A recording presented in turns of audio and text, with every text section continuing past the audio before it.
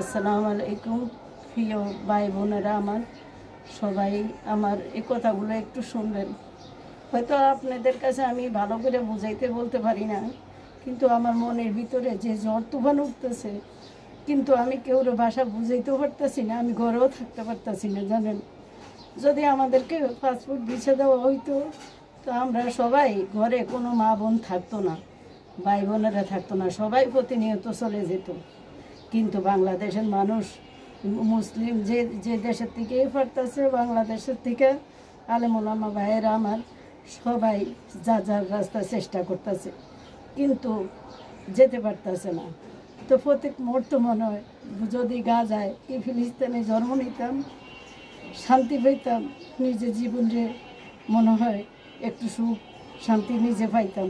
কি লেগা ওদের মতো আমরা পাথর ইট ছুঁড়ে প্রতিবাদ জানাইতে পারতাম, শহীদ হইতে পারতাম।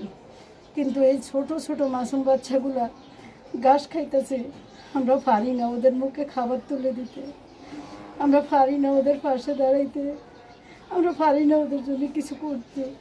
তাই আপনাদের কাছে অনুরোধ, সবাই আপনারা যে যেইখান থেকে পারেন নামাজ পড়ে রোজা রেখে তাহাজ্জুদ পড়ে আমরা তো এটুকু দোয়া করতে পারি।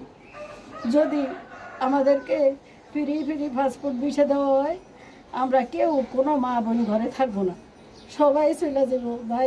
ভাইদের পাশে পাশে বোনেরা ঘরে থাকবে না, সবাই যাইব। কিন্তু বাংলাদেশ মানুষের সবাই সবার বুঝে, সবাই সবার কষ্ট দুঃখ কষ্ট ভাগ করে নিতে চায়, কিন্তু পারে না। আমরা যে যেইখান থেকে পারি দোয়া করবো।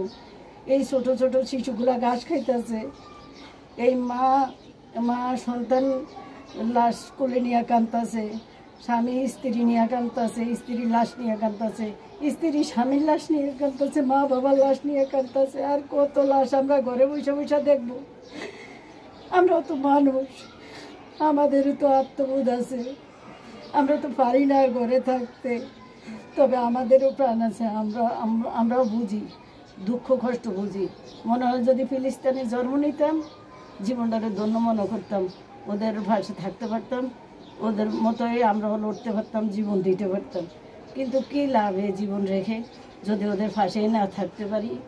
সবাই যার যার জায়গার থেকে আপনারা একটু দোয়া করবেন, নামাজ পড়ে তাহাজ্জুদ পড়ে রোজা রেখে মা বোনদের বলি সবাই দোয়া করবেন। আপনারা সবাই দোয়া করবেন ওই বাচ্চাগুলোর জন্য, মা বোনদের জন্য। আমি প্রতিনিয়ত খবরগুলো দেখি, নিউজগুলো দেখি, আমি পারি না। মনে হয় আমার যদি যাওয়ার ক্ষমতা থাকতো, আমার যদি অর্থ থাকতো, আমি নিজেই চলে যেতাম, কিন্তু আর নিজেকে ধরে রাখতে পারি না। এই বলে আপনাদের কাছে আমি অনুরোধ করি, আপনারা সবাই যে যেখান থেকে পারেন আপনারা দোয়া করবেন। একমাত্র দোয়াটাই এখন পৌঁছানোর মালিক, আল্লাহ কবুল করানোর মালিক। আমিন। খুদা হাফেজ।